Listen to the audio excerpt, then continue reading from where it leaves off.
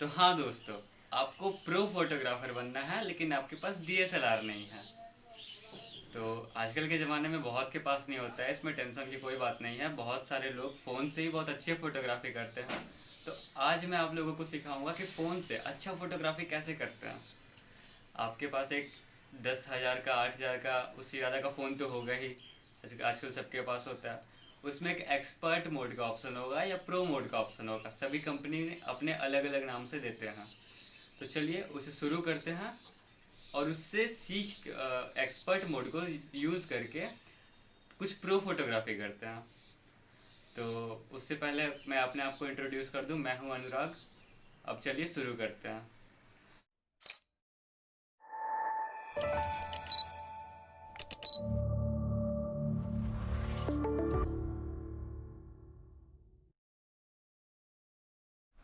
तो जैसा कि आप देख रहे हैं, मैं आपको अपने फ़ोन के स्क्रीन पे ले आया हूं। अब कैमरा ओपन करके आपको एक्सपर्ट मोड पे ले जाता हूं। तो जैसा कि आप देख रहे हैं यहाँ मेरे फ़ोन में एक्सपर्ट मोड के नाम से, या प्रो मोड आपके फ़ोन में किसी भी नाम से हो सकता है। आप उसे ज़रूर चेकआउट करें और यहाँ ओपन करें। ठीक है। उसके बाद आपको यहाँ बेसिक 4 फीचर्स है। मैं जान रहा हूँ यहाँ 5 है, ये 5th एक्सपोजर वैल्यू जो है इसे अभी छोड़ दें। आपको ये सीखने की ज़रूरत नहीं है। पहला बेसिक 4 आईएसओ, दूसरा शटर स्पीड, तीसरा वाइट बैलेंस, चौथा फोकस। इन चारों पे आप ध्यान दें। ठीक है। तो बेसिकली होता क्या है, ये आईएसओ जो है ये लाइट को एडजस्ट करता है सॉफ्टवेयर के द्वारा। इसमें होता ये है कि जब आईएसओ कम है तो फोटोज़ थोड़े डार्कर आएंगे, बट फ़ोटोज़ के क्वालिटी जो है, ज़ूम इन करने के बाद जो क्वालिटी होता है एक फ़ोटो का, वो बहुत ही ज़्यादा हाई होगा। जो आपका फ़ोन का मैक्सिमम आउटपुट है उतना पे वो एकदम क्वालिटी दे पाएगा। और जैसे ही आप आईएसओ को बढ़ाते हैं तो फ़ोटोज़ ब्राइटर आएंगे, लेकिन जैसा कि मैंने पहले बताया आईएसओ सॉफ्टवेयर के द्वारा लाइट बढ़ाता है, तो थोड़े फ़ोन में क्वालिटी ज़रूर डिग्रेड होते हैं। तो जैसे ही आप आईएसओ बढ़ाएंगे, फ़ोटोज़ जो है आपके ब्राइटर आएंगे, बट फ़ोटोज़ में जो क्वालिटी है वो बहुत ही कम होंगे। ठीक है। और जैसे ही आप आईएसओ मिनिमाइज़ करेंगे, आईएसओ एकदम मिनिमम होगा, उस टाइम फ़ोटोज़ थोड़े डार्कर आएंगे, बट जो क्वालिटी है वो बहुत ही एकदम सुपर्ब क्वालिटी आएगा फ़ोटो का। अब मैं आपको और बताता हूँ ये सेकंड फीचर शटर स्पीड के बारे में। शटर स्पीड क्या होता है कि अ, जैसे कि मैं अब आपको दिखा रहा हूँ, एक्स ये लाइट जो है शटर स्पीड जो है 1/8 ऑफ ए सेकेंड है। तो मैं जब इस पर फ़ोटो कैप्चर करूँगा तो ये जो इसका शटर है, मतलब कैमरे का एक जो शटर होता है, वो उसके अंदर जितना देर तक लाइट आता है ना, उतना ब्राइटर फोटोज़ आता है। तो ये 1/8 ऑफ ए सेकेंड का लाइट, उतने देर तक शटर ओपन रहा तो उतना ज़्यादा लाइट अंदर आया। अब जैसे मैं इसे और घटा दूंगा तो और ज़्यादा ब्राइट डार्कर फोटो आएगा, जैसे कि मैं अभी आपको दिखा रहा हूँ। लेकिन जब जितना ज़्यादा, मतलब वो ये शटर स्पीड को आप जितना कम रखोगे फ़ोटोज़ में सेक उतना कम आता है। जैसा कि मैं आपको एक एग्जांपल दे रहा हूँ, अभी आईएसओ को बढ़ा दे रहा हूँ क्योंकि मुझे लाइट का ज़रूरत है। तो जैसा कि मैं अभी आपको दिखा रहा हूँ, 1/90th ऑफ ए सेकेंड में एक में फ़ोटो खींच रहा हूँ। तो ऐसे से मैं कुछ भी करूँ हल्का फुल्का, वो उस उतना आराम से वो ले लेगा और फ़ोटो में ज़रा सा भी सेक नहीं आया है।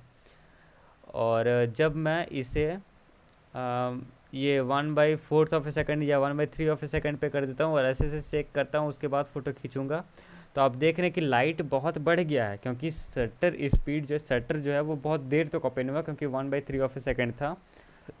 तो शटर बहुत देर तक ओपन हुआ, इसीलिए लाइट बहुत ज़्यादा आया फ़ोटो में, लेकिन फ़ोटोज़ हिल गया। तो इससे बचने के लिए आप एक ट्राइपॉड यूज़ कर सकते हैं, या अगर आपके पास ट्राइपॉड नहीं है तो आप फ़ोन को बहुत अच्छे से पकड़िए, एकदम ज़रा सा हिलने भी मत दीजिए, जैसे मैं आपको यहाँ पे दिखा रहा हूँ। ये देखिए, मैं आपको दिखा रहा हूँ shutter speed 1/3 of A second है। अब मैं नीचे रख दिया हूँ फ़ोन को और एक फ़ोटो कैप्चर कर रहा हूँ। तो आप देख सकते हैं फ़ोटोज़ बहुत ब्राइटर आए हैं और सेक भी नहीं हुआ है। ठीक है। लेकिन ये जो ऑप्शन है, ये जो फ़ोन में ऑप्शन दिया है शटर स्पीड बढ़ाने का, 1/3 of A second, 1/16 of A second, ये सॉरी मैंने गलती कर दिया, 16 सेकेंड तक का एक्सपोजर टाइम देता है, 5 सेकेंड और जनरली एमआई के फ़ोन में 32 सेकंड का देता है। तो ये इसका यूज़ क्या है? आप 5 सेकंड तक तो खड़ा रह के कोई फ़ोटोग्राफी जनरली करता नहीं है। तो मैं आपका एक उसका यूज़ करके दिखाता हूँ कि उसे यूज़ कैसे किया जाता है। जैसे कि शटर स्पीड जो है 5 सेकंड का है, तो इसे हम लोग जनरली फ़ोटोग्राफी के टर्म पे लॉन्ग एक्सपोजर फोटोग्राफी बोलते हैं, क्योंकि एक्सपोजर वैल्यू जब बहुत देर तक एक्सपोजर आ रहा है शटर के अंदर, शटर जो है उसके अंदर बहुत देर तक एक्सपोजर आ रहा है, तो उसका यूज़ करके हम लोग ना बहुत ही ब्राइटर फ़ोटोज़ कैप्चर कर सकते हैं। तो शटर स्पीड का आप यूज़ करके कुछ क्रिएटिव फ़ोटोग्राफी भी कर सकते हैं। तो जैसा कि मैं आपको यहाँ पे दिखा रहा हूँ, पहले एक नॉर्मल सा शॉट दिखाता हूँ, आईएसओ 100 है ताकि मिनिमम अमाउंट ऑफ लाइट आए, और फ़ोटोज़ का जो क्वालिटी है वो बहुत हाई क्वालिटी फ़ोटो रहे, ठीक है। और आपको शटर स्पीड अभी 2 सेकंड का रखता हूँ। उसके बाद यहाँ आपको एक स्टेबल रख के फ़ोन एक फ़ोटो कैप्चर करके दिखाता हूँ, ठीक है। ये देखिए कितना ब्राइट फ़ोटो आया है। मैं जान रहा हूँ थोड़ा सा हिल गया है, क्योंकि अभी मैं ट्राईपॉड का यूज़ नहीं कर रहा हूँ, फ़ोन से ही स्टेबल करना पड़ता है। पर आप इस ये शटर स्पीड का यूज़ करके, लॉन्ग एक्सपोजर का यूज़ करके आप एक बहुत अच्छा क्रिएटिव फोटोग्राफी कर सकते हैं। जैसा कि मैं आपको एक एग्जांपल दे रहा हूँ, जैसा कि मैं एक छोटा सा ये लाइट लेके आया हूँ, इसका आपको एक क्रिएटिव फोटोग्राफी करके दिखाता हूँ, ठीक है।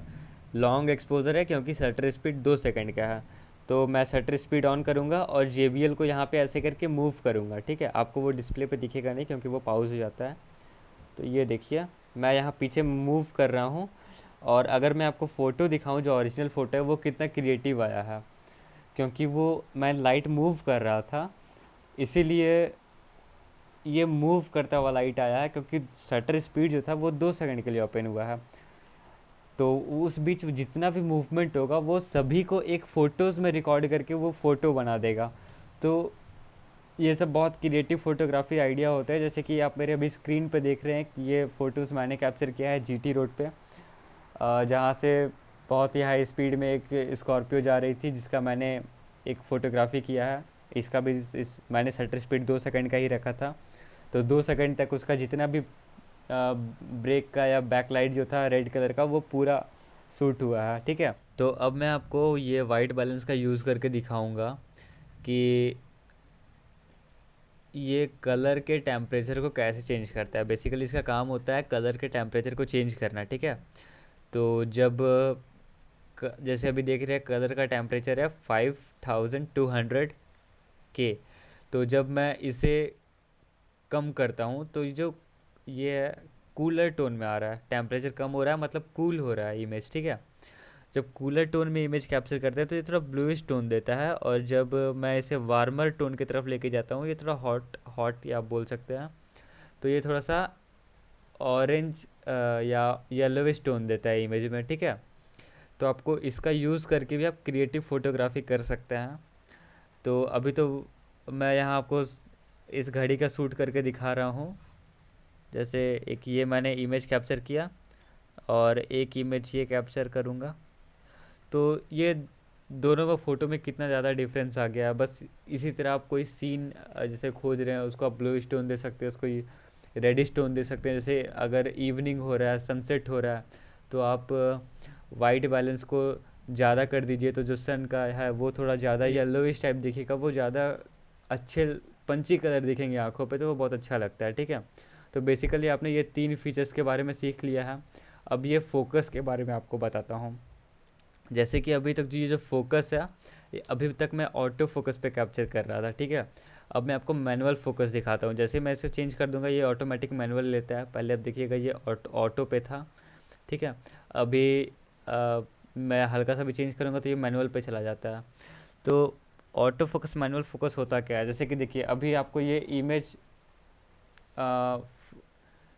नॉर्मल लग रहा होगा, बस जैसे कि अभी ये इमेज देखिए फोकस पे है, ठीक है। लेकिन जब मैं इस फ़ोटो के सामने जाऊंगा तो ये आउट ऑफ फोकस हो जाएगा, क्योंकि फोकस डिस्टेंस चेंज हो रहा है फ़ोन के बीच में और ऑब्जेक्ट के बीच में, ठीक है। तो उसके हिसाब से आपको ये फोकस को भी चेंज करना पड़ेगा। तो जैसे मैं अभी फोकस ये कम कर रहा हूँ तो उसके हिसाब से वो ऑब्जेक्ट जो है एकदम फोकस में आ रहा है। जैसे कि आप देख सकते हैं अभी एकदम ही फोकस में है इमेज। और जैसा कि मैं इसे दूर फोकस कर रहा हूँ तो ये दूर के ऑब्जेक्ट पे फोकस कर रहा है। जैसे कि मैं आपको एग्जांपल देता हूँ, ये जब मैं दूर लेके जाऊँगा इसे तो वो फोकस कर लेता है। ठीक है, अभी फोकस नहीं हुआ, अभी ज़्यादा दूर नहीं गया था वो अभी फोकस हो रहा है। ठीक है, ये इन्फिनिटी फोकस है लास्ट। आपको इन्फिनिटी तब शूट करना है जब आप माउंटेन या सीनरी, कोई दूर का लैंडस्केप फोटोग्राफी कर रहे हैं, बहुत दूर का, तब का।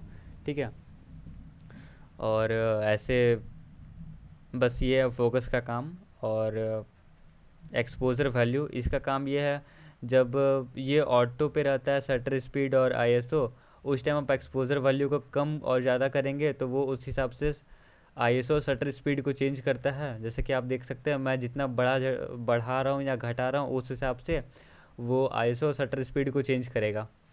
यही काम है बस एक्सपोजर का। तो जब आप आईएसओ और शटर स्पीड में प्रो हो ही जाओगे तो आपको फिर ये एक्सपोजर वैल्यू का काम ही क्या है, कोई ज़रूरत नहीं है। फिर आप प्रो हो जाओगे तो एक्सपोजर वैल्यू आपका कभी कोई काम नहीं आने वाला है।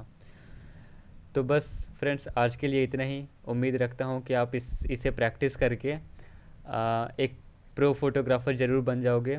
और अगर आपको मेरा ये वीडियो अच्छा लगा तो अपने दोस्तों के साथ शेयर ज़रूर करें जो फ़ोटोग्राफ़ी सीखना चाहते हैं। और इस वीडियो को लाइक करें। And thanks for watching.